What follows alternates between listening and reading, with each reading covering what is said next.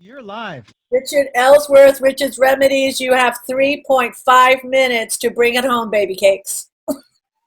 All right. So remedy today, it's a little bit it's not a it's a bit of a metaphysical sort of remedy, but it is letting go.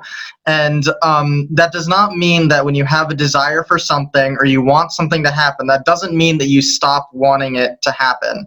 And a lot of people think that that's the case, that they have to be so content with how things are going on around them that they can stop desiring what they want.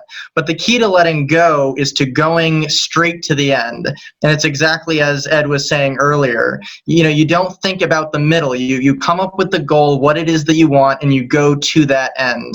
And what that means is that you need to think from that end, your beliefs need to be from that end, and all of your assumptions that you create need to be along that end.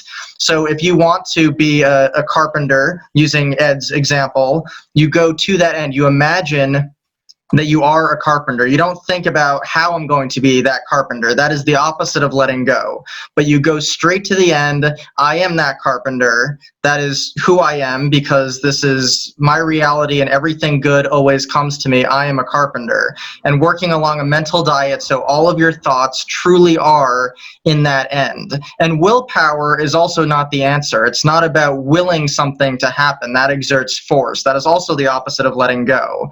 What you need to do is, again, go all the way to the end and just know that it's going to happen. And that's where your beliefs come in. And if it's not happening, if you're not seeing what you want happen, again, the idea is to examine those beliefs, what it is that's going on, what could be blocking you from causing that to happen, and identify those and let them go. And when you can do that and go to the end, your subconscious mind will cause you to go in a certain way, to move along certain lines, to make certain things happen that will bring you to that goal. But again, it is wiring your brain for success. And just a very brief little anecdote about how this happens. Recently, I just decided to give this a little test, and I decided that I wanted to receive a red rose. I had no good reason for receiving a red rose, but it seemed kind of unlikely. Most people don't give males a red rose. Usually it's the other way around. And I realized that was a little block that I had. So I said, okay, well, no matter what, I'm going to receive a red rose. And I went all the way to that end. Wasn't happening.